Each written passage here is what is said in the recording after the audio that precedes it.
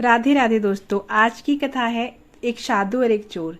एक चोर को कई दिनों तक चोरी करने का अवसर ही नहीं मिला। उसके खाने के लिए लाले पड़ गए। मरता क्या न करता। मध्य रात्रि गांव के बाहर बनी एक साधु की कुटिया में ही घुस गया।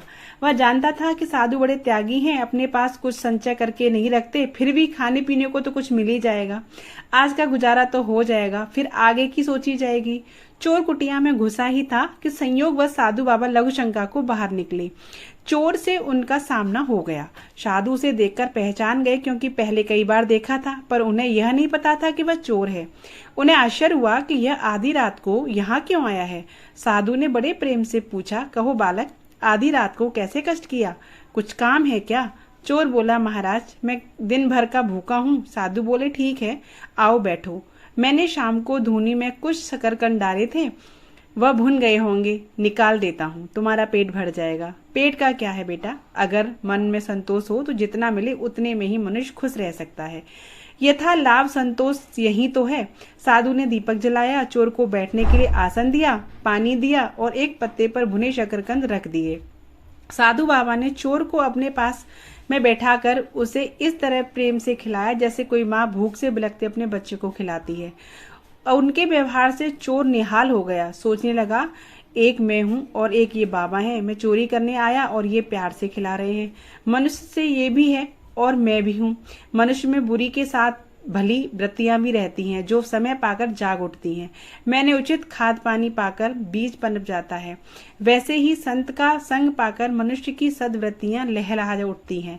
चोर के मन के सारे कुसंस्कार हवा हो गए। साधु की संगति पाकर आधे घंटे के संत समागम से चोर के कितने ही मलिन संस्कार नष्ट हो गए।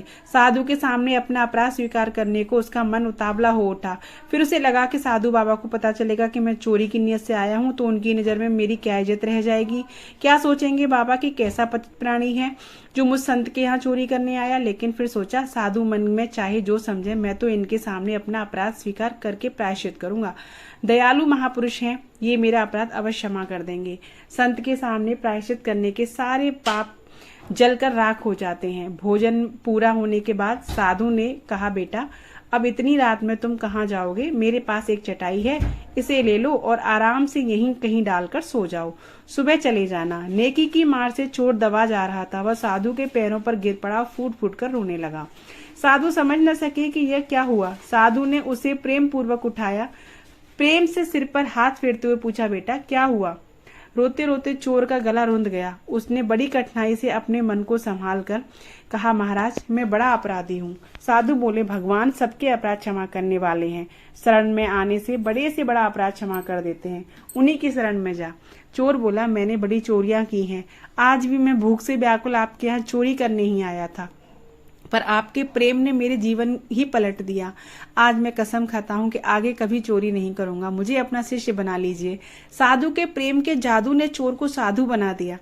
उसने अपना पूरा जीवन उन साधु के चरणों में सदा के लिए समर्पित करके जीवन को परमात्मा को पाने के रास्ते पर लगा दिया।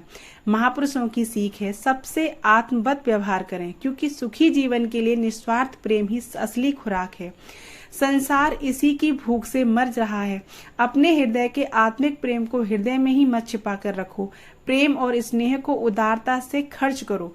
जगत का बहुत सा दुख दूर हो जाएगा। भटके हुए व्यक्ति को अपनाकर ही मार्ग पर लाया जा सकता है, दुत्कार कर नहीं। दोस्तों, आज की कथा कैसी लगी हमें कमेंट बॉक्स में जरूर बताइएगा। Radhe Radhe. Thanks for watching.